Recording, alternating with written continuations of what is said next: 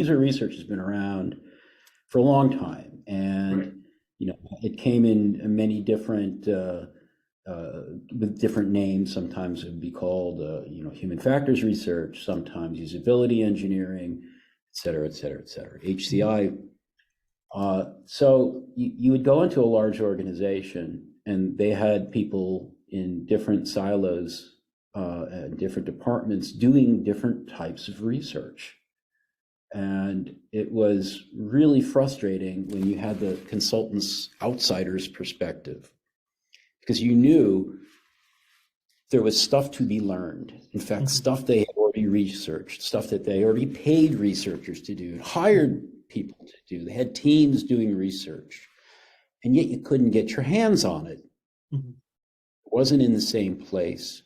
It was actually worse than that, because it wasn't just that, there wasn't like a collection of evidence that you could draw on and learn from. It was that the people didn't even know about each other in these large organizations. So I was working with a large financial services company for a number of years based in Silicon Valley. And I was doing a lot with search analytics at that time. That was like my research, my favorite toy in research. And Mhm. I would I went in and I asked them, where are your search logs? I know people are searching your site all the time. What can we learn from that? And they didn't know. Mhm. Well, I was working with, really sharp people. They didn't know where to even begin to look. And it took 9 months of searching before they finally found some search logs that were in some unit based in Omaha, Nebraska. Mhm. They were there. I knew they were there the whole time. How do you get them? Right. Uh-huh. And I remember with the same client walking down one of their halls in their offices one time at their headquarters. I'd been working with them for probably half a year at that point, and I happened to glimpse over at a war room I was walking by, and I see that pasted on the walls this entire mental model diagram that Indy Young had taught them how to do. Wow. And I was Mhm. like, you know what? I published, that was the first book we published at Rosenfeld Right. Media. I was consulting at the time. Mhm. And I'm like, you guys didn't tell me this. If I would have Mhm. known to ask, I would have asked you, but they might not have even known they had it. Now, this problem of not knowing what research is even there times 50, times 100 in an organization like that. And that's really a shame, because there's the duplication effect, right? Like, your team is doing the same kind of research that maybe some other team is already doing. But of course, it's much worse than that. There's the fact that these types of research often are looking at the same problem, but from different lenses or different perspectives. And so they're getting different insights about the problem. But you don't put those things together. And so you miss out on so much that you can learn. So to me, true insight comes from the ability to take different strands of research that are developed by different tools or using different methods, and put them together in a way that leads to synthesis, so that you can say, I have, let's say, good web analytics that tell me the what, but don't tell me the why. But Mhm. I also have some great studies that might tell me the why. You're not really good with the what, but if you put those Mhm. things together, they're really powerful. The sum is greater than the parts. And that's just an oversimplified example. So it goes back to the metaphor, the fable actually, of the elephant. You've got research units, researchers, research groups, all from different types of research. I'm using that term really broadly. I'm talking Mhm. about the data scientists, as well as the market researchers, as well as the voice of the customer people and the UX researchers, et cetera, et cetera, et cetera. All ostensibly looking at the same challenge and not talking and not getting to any greater insight, and really wasting a lot of money and effort. So for those of you who don't know the fable of the blind men and the elephant, the blind men are out there going for a walk. They're walking through the jungle. One of them bumps into an elephant, and he feels the leg, and he says, "Oh, it's a tree." And another blind man that's actually feeling the trunk of the elephant says, "No, it's not a tree, it's a snake," etc., etc. And until they talk and synthesize their evidence, they don't know that it's an elephant. They need to synthesize to get to that insight of what it actually is staring at right in front of them. So I started writing a lot about that and presenting on that and hoping that companies were going to start doing things like creating not only research repositories, thank you very much, but that would lead to a flowering of insight. And it's taking some time, but I like to think we're getting closer and closer over the last 15 years. I think there's a couple problems. One is research is still new to the DNA of most organizations. It's not that they haven't been doing research, but they don't think of it so explicitly and intentionally. And so, and it's also not respected. So, it's not thought about intentionally in many respects at a strategic level. I'm not saying that the people doing it aren't thinking about it intentionally, but the people who ultimately make decisions are not really thinking about it as seriously as they could. And there are all kinds of sins, both omission and commission here. So some of the sins are things like researchers are often coming out of social sciences, and the world's going to STEM, and STEM is what's important, and we don't value the social sciences like we should as a culture. We also probably fall into the trap of like our culture's misogyny, because you have a lot of researchers who are women, and maybe disproportionate compared to, let's say, developers. Yeah, for sure. And so who are you going to lay off, right? What's going on right now? I can tell you what we all know, but unfortunately, but like as someone who puts on events and publishes books for many different aspects of the user experience world, I can tell you that the researchers that would normally be buying tickets for advancing research later this month are getting laid off at a far higher level than, let's say, the people who will be attending our Design Ops Summit later in the year. No, it's the elephant in the room. Yeah. So there's those kinds of problems that research faces in general, and has historically and continues to, not really knowing what to do with the seat at the table once they get it.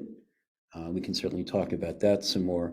But then there's this issue of the lack of synthesis, and that's partly the fault of decision makers, again, who allow things to become siloed in their organizations.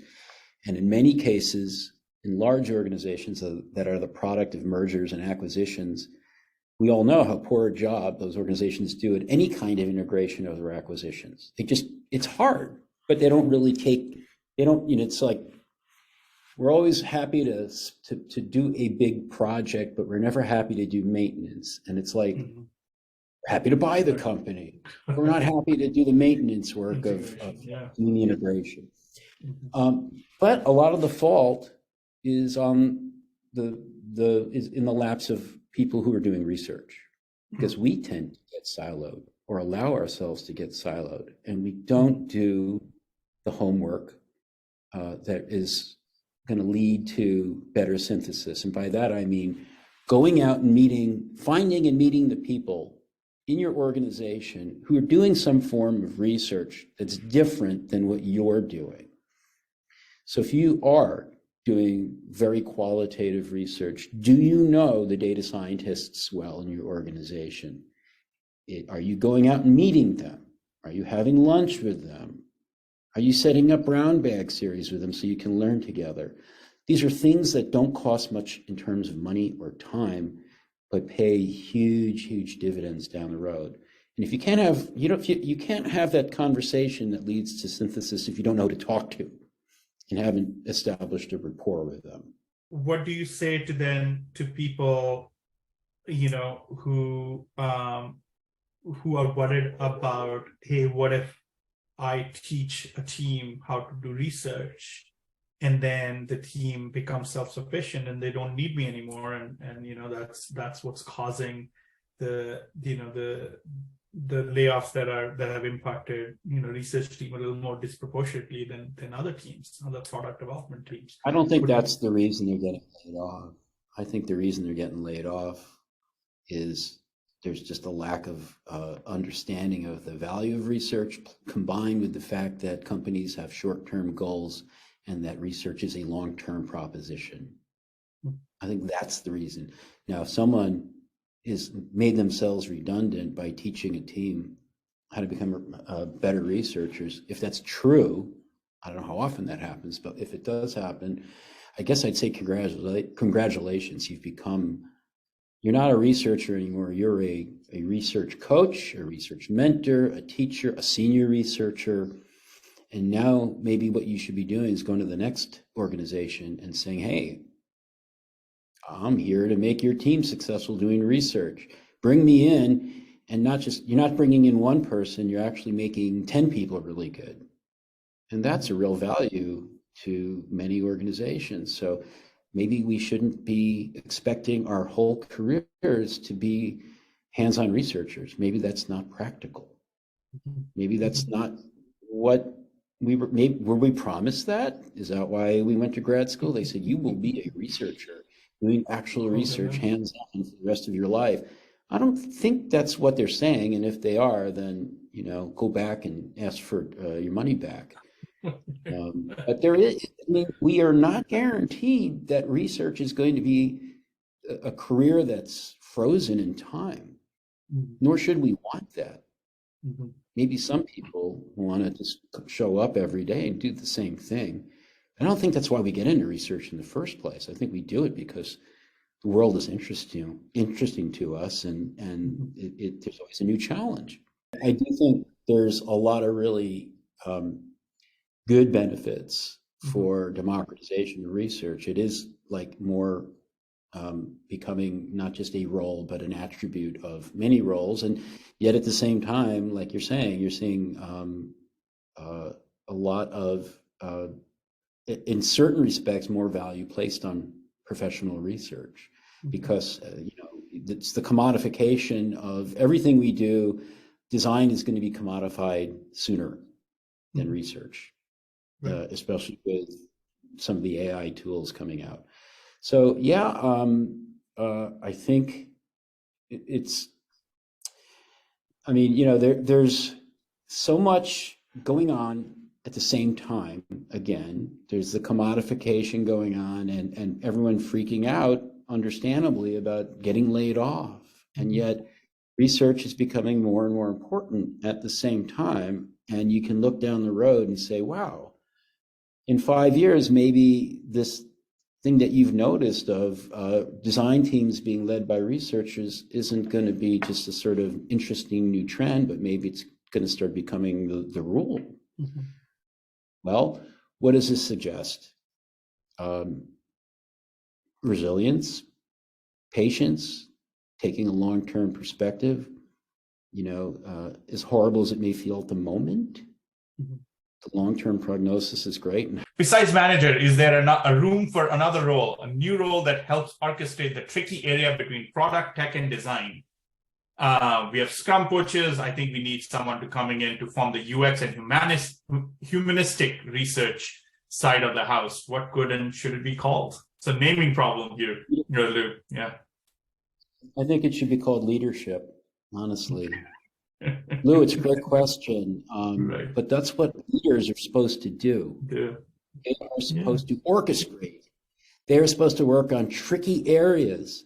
They are supposed to be the people who connect areas like product, tech, and design. They're supposed to be the ones who have the big vision. Vision means the big picture. They're going to use the map that Peter made and say, Right. oh, there's problems here, there's disconnects there, et cetera, et cetera. That's what a leader should do.